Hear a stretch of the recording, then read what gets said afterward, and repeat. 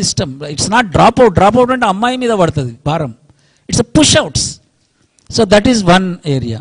Second thing, documentation. ఈ ఆధార్ కార్డులు ఇవన్నీ బాధ్యత తల్లిదండ్రుల మీద వేశారు, పిల్లల్ని ఎన్రోల్ చేయట్లేదు. టీచర్స్ మీరు చెప్పాలి, ఆ పాన్ కార్డ్ ఏంది, పార్ ఏంది, ఆపార్ ఏంది, ఈ డిజిటల్ ఏంది, ఈ పిల్లల్ని ఎందుకు తోసేస్తున్నారు, వాళ్ళకి ఎంటైటిల్మెంట్స్ ఎందుకు ఇవ్వడం లేదు. ఆ బాధ్యత అగైన్ ఓటర్ కార్డ్ బిఎల్ఓ ఎట్లయితే తీసిస్తాడో ఆధార్ కార్డ్ ఆఫీసర్ ఒకడు ఉండాలి పంచాయతీలో, అట్లీస్ట్ కాంప్లెక్స్ స్కూల్ పాయింట్లో ఉండాలి. వాళ్ళ అన్నీ అంటే ఇప్పుడు ఎట్లా ఉన్నదంటే కవిత ఆ ఆధారోడు ఏం చేసిండంటే KAV రాసిండు. ఇప్పుడు ఆ హెచ్ లేదు కాబట్టి దట్ ఈజ్ నాట్ ఎంటైటిల్మెంట్, కుదరదు. అది అసలు యాక్సెప్ట్ చేయదు కంప్యూటర్లో. It's a shame actually. మనిషి ఉన్నాడు, నెంబర్ లేదు. సో నెంబర్ ఇంపార్టెంట్ అయింది.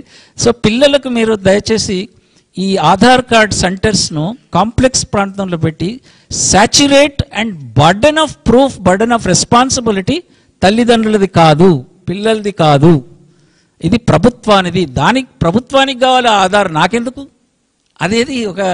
సో గద్వాల్లో ఈ రోజుకు కూడా టీచర్లు లేనితనం, ఉన్న పిల్లలందరూ అక్కడ స్కూళ్ళల్లో ఉన్నారు, అక్కడ ప్రైవేట్కి వెళ్ళడం లేదు. సో అటువంటి ప్రాంతాలు. ఇంకొకటి మీరు అన్నది చాలా కరెక్ట్, ట్రైబల్ ఏరియాస్లో ఇన్యాక్సెస్ ఉంది, వాళ్ళ కోసం మనం ఏర్పాట్లు చేయాలి. ఐ థింక్ ఫైనల్గా నా పాయింట్ ఏంటంటే అర్బన్. మన తెలంగాణ మంచికో చెడుకో నాకు తెలియదు కానీ 40% అర్బనైజేషన్ అయిపోయింది. అండ్ హైదరాబాద్ 1/3 పాపులేషన్, 1 crore కన్నా ఎక్కువ ఉంది. ఈ హైదరాబాద్లో ఉన్న హైదరాబాద్, రంగారెడ్డి, మేడ్చల్, ఈ 3 దాంట్లో ఒక 10 లక్షల మంది పిల్లలు, 10-12 లక్షల మంది పిల్లలు ఇక్కడే చదువుతున్నారు. ఇక్కడ స్కూల్ పెట్టలే. 2000 నుంచి స్కూల్ పెట్టలేదు. 2000 నుంచి పాపులేషన్ విపరీతంగా పెరిగింది. ప్రభుత్వం స్కూల్కి పెట్టకపోతే ప్రైవేట్కి వెళ్తున్నారు. 85% ఇన్ దిస్ స్టేట్, ఈ రాష్ట్రంలో ఇక్కడ హైదరాబాద్ అండ్ అర్బన్ ఏరియాలో స్కూల్ లేదు కాబట్టి ప్రైవేట్కి పోతున్నారు. ప్రైవేట్కి పోతున్నారంటే ఇళ్ళల్లో బాసన్లు తోమేటోళ్ళు, కూలీ నాలి చేసేటోళ్ళు ఎంత అంటే వాళ్ళ పుస్తలు మెట్టెలు తాకట్లు పెట్టి ఆ బడి మాలాగా మా పిల్లలు ఉండొద్దని చాలా కష్టపడుతున్నారు. ఆ కష్టం ఎందుకు ఉండాలి వాళ్ళు, మనం అందరం ఉన్నాక. అక్కడ ఒక మంచి స్కూల్ పెడితే ఎంత బ్రహ్మాండం. ఒక్కొక్క వార్డ్ 150 వార్డ్స్ ఉన్నాయి, ఒక్కొక్క వార్డులో కేంద్రీయ విద్యాలయ లాంటి స్కూల్ ఏర్పాటు చేస్తే పెద్ద డబ్బు అస్సలే కాదు. ఫైనల్గా బడ్జెట్స్ ఓన్లీ 15% అన్న పెట్టగలిగితే, 20% ఉండాలి. సరే కోషిష్ చేసి చలో మన తెలంగాణ కదా కష్టాలలో ఉన్నారు, 15%. ఇప్పుడు ఓన్లీ 7.5% ఉన్నది. సో 15% అంటే 45,000 crores వస్తాయి పిల్లలకు. అవి పిల్లల డబ్బులు.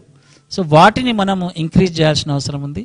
And final point, I think right to education act, it's a justiciable act. ఆ యాక్ట్లో ఉన్న కొన్ని లోపాలు ఉండొచ్చు కానీ ఆ యాక్ట్లో ఉన్న దాన్ని అమలు చేయమని మనము కోరాల్సిన అవసరం ఉంది ప్రభుత్వాన్ని. I will stop here. Thank you very much. Thank you so much sir.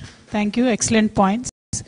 Now I'll request Paranjyoti sir to take over and give us a overview. ఇటు వస్తారా సార్?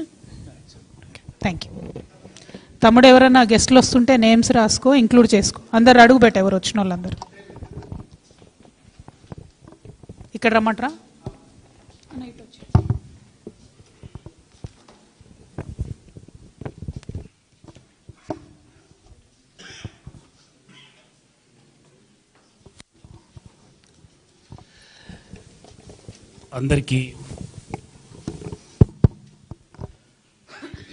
అందరికీ నమస్కారం. ఈ ఆహ్వానం ఇచ్చిన కవిత గారికి, తెలంగాణ జాగృతి టీచర్స్ ఫెడరేషన్కి, ఈ కార్యక్రమానికి విచ్చేసినటువంటి విద్యా ప్రేమికులకు, పిల్లల ప్రేమికులకు అందరికీ నా శుభాకాంక్షలు, నమస్సులు. మనమందరం ఒక చాలా మౌలికమైనటువంటి క్రాస్ రోడ్స్లో ఈరోజు చేరినామని నేను నమ్ముతున్నాను. విద్యాపరంగా కొంచెం బయటి దేశాలకు వెళ్ళి చూస్తే ఎడ్యుకేషనల్ రిఫార్మేషన్స్ రిఫార్మేషన్ స్టేజ్లో లేవు, అవి రివల్యూషనైజ్డ్ స్టేజ్కి వెళ్ళిపోయినాయి. కానీ మన దగ్గర చూస్తే మిత్రులు చాలా సమావేశాల్లో మేము ప్యానలిస్ట్గా వెంకటరెడ్డి గారు నేను పాల్గొని మా ఆక్రందన మా ఆక్రోశాన్ని కూడా పెట్టిన సందర్భాలు ఉన్నాయి.